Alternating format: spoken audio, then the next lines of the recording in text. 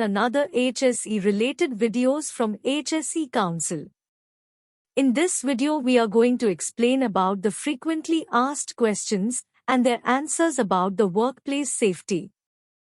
It's very useful tips to improve your safety knowledge. First question is, how can a construction site improve safety?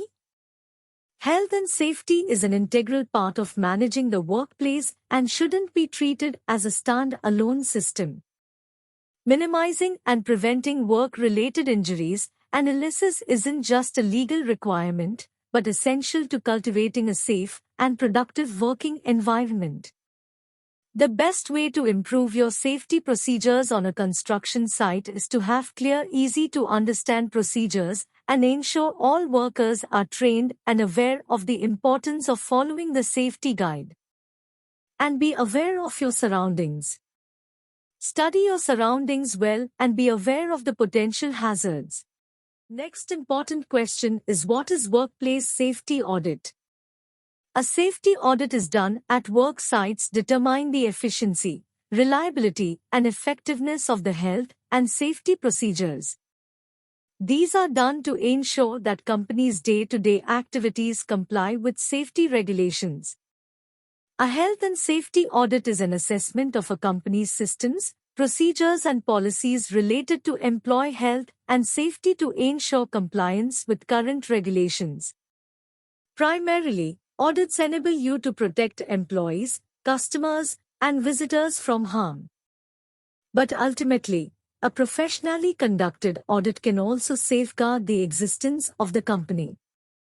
That's because a serious incident could result in prosecutions, severe reputational damage, and financial penalties. Third important question is, how do you conduct the safety audit? The individual that is conducting the safety audit should be a trained professional, so nothing is missed. The specific things that a safety audit investigates may vary depending on the type and size of business, but every audit has 6 basic steps. Step 1. Plan for the audit. Step 2. Prepare for the audit checklist. Step 3. Conduct the audit. Step 4. Prepare the report. Step 5. Implement corrective and preventive actions. Step 6. Communicative results. These are the basic steps for an audit. You will follow this method, it will get a good result, and you can conduct a valuable safety audit. Next important point is, what should be included in a workplace health and safety policy. First one, health and safety policy statement on intent. This defines how your company intends to manage the health and safety as well as meet the requirements by the government. Secondly, about performance targets. This part of the policy is for your organization to commit to continually improving and following the guidelines laid out in the policy. These are the goals your organization aims to meet to show continued growth. Next point is, who is responsible.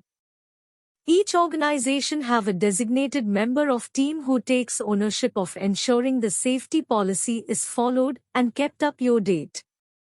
These are the 3 points included in a workplace HSE policy. Fifth important question is, what policies and procedures should a workplace have? Policies and procedures different from one workplace to another. A professional safety audit will identify the risks and outline what policies and procedures required to tackle each risk that is identified. A policy is a statement which underpins how human resource management issues will be dealt with in an organization. It communicates an organization's values and the organization's expectations of employee behaviors and performance. Workplace policies often reinforce and clarify standard operating procedures in a workplace. Well-written policies help employers manage staff more effectively by clearly defining acceptable and unacceptable behavior in the workplace and set out the implications of not complying with those policies. A workplace policy consists of a statement of purpose and one or more broad guidelines on action to be taken to achieve that purpose. Sixth main question is, how do you perform a risk assessment? During the risk assessment process, employees review and evaluate their organizations to identify processes and situations that may cause harm, particularly to people. In other words, it's hazard identification. Determine how likely it is that each hazard will occur and how severe the consequences would be. That means risk analysis and evaluation. You can do it yourself or appoint a competent person to help you in 5 steps. I will explain that 5 steps. First step is identify the hazard. Second step is decide who might be harmed and how. Third step is evaluate the risks and decide on control measures. Step 4 is record your findings. Last and fifth step is review your assessment and updates as and when necessary.